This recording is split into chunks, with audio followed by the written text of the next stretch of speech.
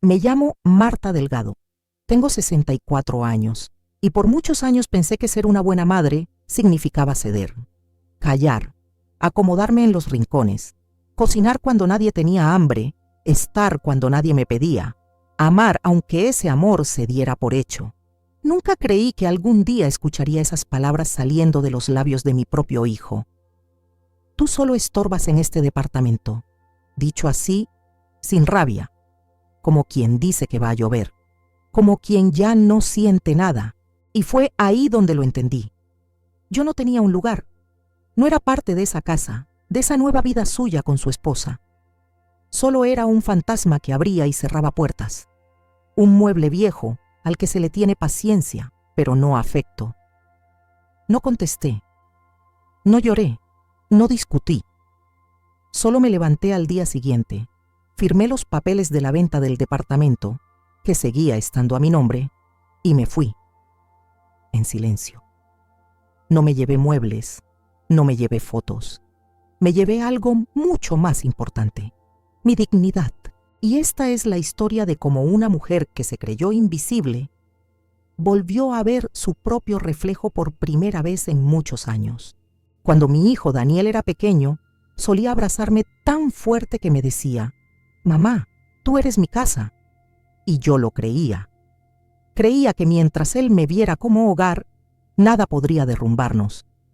Pasamos años difíciles, él y yo. Su padre nos dejó cuando Daniel apenas tenía 5 años. Me vi sola, con cuentas por pagar, con sueños enterrados entre turnos dobles y madrugadas sin descanso. No pedí ayuda. Nunca fui de esas. Aprendí a hacer rendir el arroz, a zurcir los mismos pantalones 3 veces, a fingir una sonrisa para que él no sintiera el peso del mundo que yo cargaba. Y cuando por fin logré comprar un pequeño departamento en un barrio tranquilo, lo hice pensando en él. Pensé, aquí va a tener su cuarto, su escritorio, su mundo. No lo compré para mí, lo compré para que él pudiera soñar sin miedo. Los años pasaron. Daniel creció, estudió con beca, trabajó, se enamoró. Yo le cedí mi habitación cuando trajo a su novia a vivir con nosotros, porque era temporal, porque estaban empezando. Yo me mudé al sofá. Al principio me lo agradecían. Me traían un café por las mañanas, me preguntaban si necesitaba algo. Pero luego, el silencio empezó a crecer. Las miradas ya no eran cálidas, los pasos eran apresurados. Las puertas se cerraban con más fuerza. Un día, mientras sacaba la ropa del lavadero, escuché a su esposa decir por teléfono: «No sé cuánto más va a estar aquí. Este departamento ya no se siente nuestro». Y él no dijo nada. Ese silencio fue más ruidoso que un grito. Fue entonces cuando entendí. Ya no era bienvenida, pero no fue un golpe. Fue una lenta evaporación, como si, poco a poco, me hubieran ido borrando, como si mi presencia se volviera incómoda, un obstáculo, un error. Pero ese lugar seguía siendo mío, no porque lo firmara un papel, sino porque lo construí con lágrimas, con jornadas dobles, con renuncias silenciosas. Lo que ellos no sabían es que yo también sé callar, pero mi silencio no es sumisión, es estrategia. Y ese silencio ya estaba empezando a afilarse. Era un martes por la tarde. El sol entraba por la ventana del comedor, filtrado por las cortinas beige que yo misma cosí años atrás. Estaba preparando café, uno para mí, otro para Daniel. A su esposa no le gustaba cómo lo hacía, decía que le ponía demasiada alma. No sé si era un cumplido o una queja. Daniel llegó del trabajo, se quitó la mochila, dejó los zapatos en la entrada y se sentó en la mesa sin mirarme. ¿Quieres café?, le pregunté con voz baja, suave, como si todavía tuviera miedo de molestar. Él alzó la vista apenas. «No, gracias, ya tomé». Silencio. Su esposa apareció segundos después, con el celular en la mano y sin siquiera saludar lanzó: «¿Y tú vas a seguir aquí, Marta?». Me quedé quieta. Mi mano sostenía la taza. El vapor dibujaba figuras en el aire, pero mi cuerpo se congeló. Perdón, dije, sin entender del todo. Que si vas a seguir viviendo aquí, repitió, más despacio, como si hablara con alguien lento. Es que este es nuestro hogar ahora. Necesitamos espacio, privacidad. ¿No crees? Daniel no dijo una palabra, ni una. Fue ahí, en ese vacío, donde se rompió algo que llevaba años sosteniéndose por costumbre. ¿Y tú qué piensas, hijo? Le pregunté sin rabia, solo con el temblor de alguien que aún guarda esperanza. Él suspiró, ni siquiera me miró. Mamá, tú solo estorbas en este departamento. Ahí estaba. No fue un grito. No fue con odio. Fue peor. Fue esa clase de frase que viene sin emoción, como un diagnóstico, como una puerta cerrada con llave y sin retorno. Me senté. Sentí que el cuerpo se me volvía más pequeño, como si de pronto ya no encajara en ningún lugar, ni siquiera en el sillón donde dormía. Pensé en responder, en recordarles quién pagó la hipoteca, en gritar que ese lugar era mi sacrificio, mi herencia viva. Pero no lo hice. En vez de eso, me quedé mirando la taza de café que se enfriaba y entendí algo profundo, algo que quemó más que cualquier ofensa. Cuando dejas de ser útil para los que más amaste, te conviertes en sombra. Y yo no nací para ser sombra, no más. Esa noche no dormí, no lloré, solo comencé a planear cómo irme con todo, no con gritos, no con escándalos, con estrategia, con el mismo silencio que usaron para borrarme, pero esta vez el silencio iba a hablar por mí. A la mañana siguiente me desperté antes que ellos. Preparé café, no para compartir, sino para mí. Lo tomé despacio, frente a la ventana, mientras la ciudad comenzaba a moverse allá afuera, sin saber que algo dentro de mí ya había cambiado para siempre. No revisé redes sociales, no prendí la televisión. Fui al cajón donde guardaba los documentos importantes, aquel que nadie abría porque pensaban que solo había papeles viejos, y saqué la escritura del departamento. Aún estaba a mi nombre, porque en el fondo, aunque durante años pensé en pasarlo a nombre de Daniel, algo me detenía. Un susurro de intuición que decía, todavía no. Ese todavía no me salvó. Revisé cada hoja, recordando el día que firmé la compra. Aquel día, hace más de 2 décadas, llevaba un vestido sencillo y el corazón lleno de orgullo. Era mi primer bien propio. No un regalo, no una herencia. Algo que levanté sola, con el sudor de mi espalda y los desvelos de madre soltera. Guardé los papeles en una carpeta, me vestí con calma. Pantalón oscuro, blusa de lino, cabello recogido con una pinza vieja que siempre usaba para ocasiones importantes. Esa era una. Tomé un taxi hasta la notaría. El abogado me reconoció. Le conté que quería vender el departamento. No pedí consejos, no di explicaciones, solo firmé.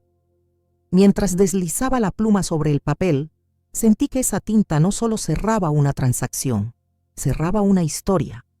Cerraba la puerta de años donde fui invisible. El comprador era una pareja mayor, encantadores. No sabían la historia detrás y no tenían que saberla. Para ellos era un nuevo comienzo. Para mí, también. La venta se haría efectiva en 48 horas. Volví al departamento como si nada. Daniel y su esposa ya no estaban. Pasé esa tarde en silencio, empacando apenas lo necesario.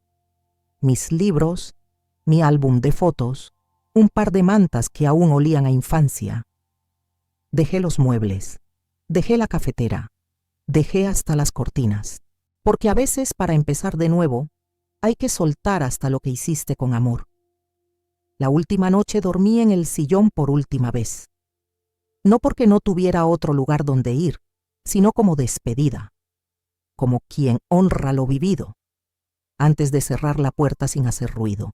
Dicen que un hogar no es el lugar donde vives, sino donde te sientes amada.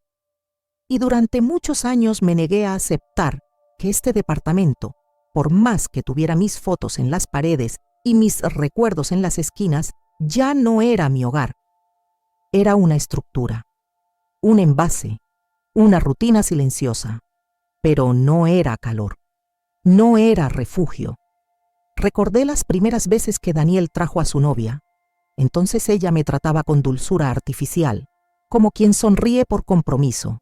Yo lo notaba, claro, pero quise creer en lo mejor, en que el amor de mi hijo bastaría para sostenernos, para incluirme, para no convertirme en la suegra que incomoda. Me hice pequeña, cocinaba sin preguntar, ordenaba sus cosas sin invadir, hasta me ponía auriculares para no molestar con el sonido de mis novelas por la noche. Fui cediendo, primero mi cuarto, luego mi voz, después mi presencia, y un día, sin darme cuenta, ya solo ocupaba los bordes de su vida, como una figurita colgada en la pared, como una fotografía vieja que nadie mira. El día que se oficializó la venta salí temprano. No les dejé carta, no dejé explicación. No iba a justificarme por recuperar lo que me costó la vida construir. Solo les dejé las llaves, dentro de una caja vacía, encima de la mesa del comedor. Esa tarde, cuando ellos llegaron, ya no había nadie. Solo ausencia. Y un departamento que ya no les pertenecía. Quisiera haber visto sus rostros, pero más que venganza, lo que sentí fue alivio, como si el aire volviera a entrar a mis pulmones después de años conteniéndolo. No me fui a un hotel. Me fui a casa de una vieja amiga, de esas que saben escuchar sin preguntar demasiado. Esa noche dormí en una cama con sábanas limpias, sin juicios, sin frialdad. Y por primera vez en mucho tiempo, dormí profundamente, sin tener que disculparme por existir. No era lujo, era paz. Y entendí, desde el fondo de mi alma, que una casa no se mide en metros cuadrados ni en muebles modernos. Se mide en respeto, en amor no condicionado, en el espacio que te permiten ocupar sin sentirte una intrusa. Ese departamento nunca fue hogar. Era solo el escenario de una historia mal escrita, que por fin decidí reescribir. Los días que siguieron no fueron gloriosos. No me desperté con fuegos artificiales ni con una sensación mágica de libertad. Me desperté temprano, como siempre. Hice café, como siempre. Pero algo, dentro de mí, ya no era como siempre. Era más ligero, menos ansioso. Como si, de repente, el alma tuviera más espacio para estirarse. Caminaba por las calles sin prisa. Observaba a la gente con otra mirada. Y me di cuenta de cuánto tiempo pasé esperando una validación que nunca iba a llegar, esperando que mi hijo, mi sangre, viera lo que yo sacrificaba. Pero hay cosas que el amor no puede forzar, y hay heridas que solo sanan cuando dejas de esperar a que el otro las reconozca. Con el dinero de la venta, alquilé un pequeño departamento en las afueras. Nada lujoso, pero con una ventana grande y sol por las mañanas. Pinté las paredes de blanco, compré una planta, colgué 2 cuadros antiguos y un espejo. Un día me miré en ese espejo y no vi una madre abandonada. Vi una mujer que sobrevivió al olvido, que aprendió a irse sin hacer escándalo y que entendió que a veces la mayor forma de amor es soltar. Nunca recibí una llamada, ni de Daniel ni de ella.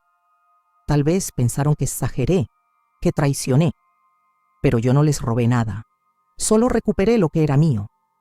Y más allá del departamento, recuperé algo que creí perdido para siempre: mi voz, mi centro, mi derecho a ocupar un lugar sin pedir permiso. Me inscribí en un taller de escritura. Empecé a caminar todas las tardes por el parque. Hablé con mujeres de mi edad que también cargaban historias invisibles, similares, llenas de silencios tragados y habitaciones cedidas. Y entendí que mi historia no era única.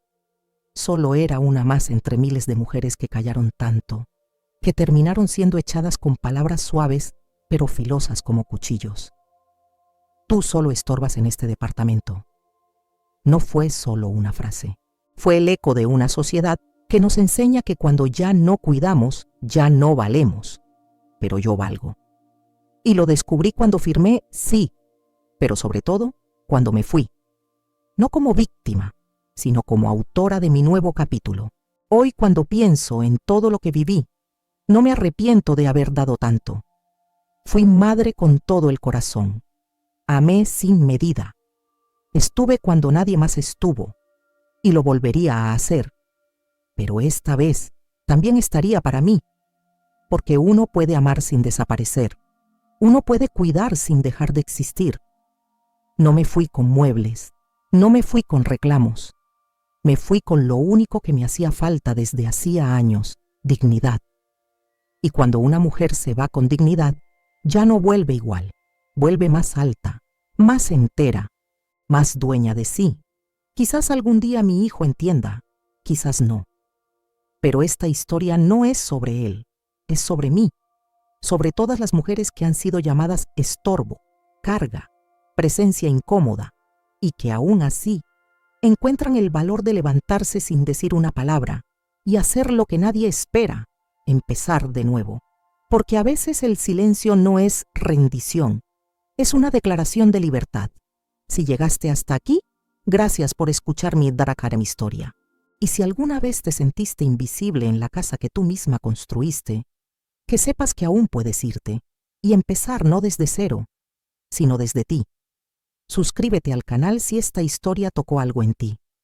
Dale like, comparte y déjame saber. ¿Alguna vez también te fuiste en silencio para volver siendo más fuerte